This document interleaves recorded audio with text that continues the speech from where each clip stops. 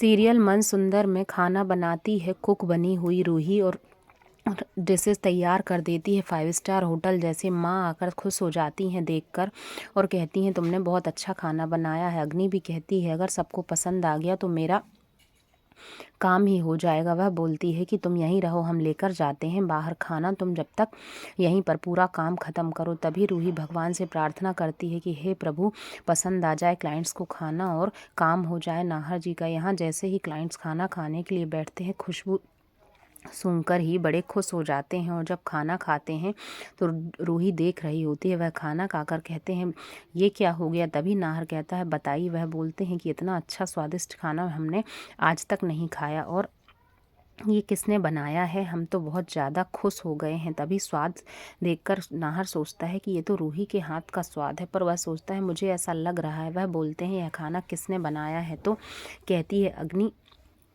कि समझ लीजिए आप कि मैंने ही बनाया है। लेकिन वह अग्नि को उसकी पत्नी समझ लेते हैं। फिर नाहर कहता है मेरी पत्नी बाहर गई है लेकिन खाना अग्नि ने ही बनाया है। फिर नाहर बोलता है वह आ जाएगी, किसी काम से गई है। तभी और ज़्यादा तारीफ़ करते हैं जो क्लाइंट्स आते हैं। वह यहाँ दादी परेशान हैं कि क्या करूं मैं, कैसे पिंकू के साथ भेजूं पलक को, और वह अंदर जाकर कुछ सोच ही रही होती हैं। तभी उन्हें एक आइडिया आता है। वह सोचती हैं मैं फ़ोन करती हूँ। वह जैसे ही फ़ोन करती हैं रूही को और कहती हैं कि तुम वहाँ क्यों चली गई, अगर किसी ने पूछा तो मैं क्या बोलूँगी और सारे लोग मुझे ही कहेंगे कि दादी ने ख्याल नहीं रखा और अपने घर से निकाल दिया। यहाँ पर अग्नि अपनी तारीफ़ सुनकर खुश हो जाती है। दादी उसे बहुत डांटती और चिल्लाती हैं और बोलती हैं कि तुम जल्दी आ जाना। अग्नि सब बातें सुन रही होती है और पूछती है क्या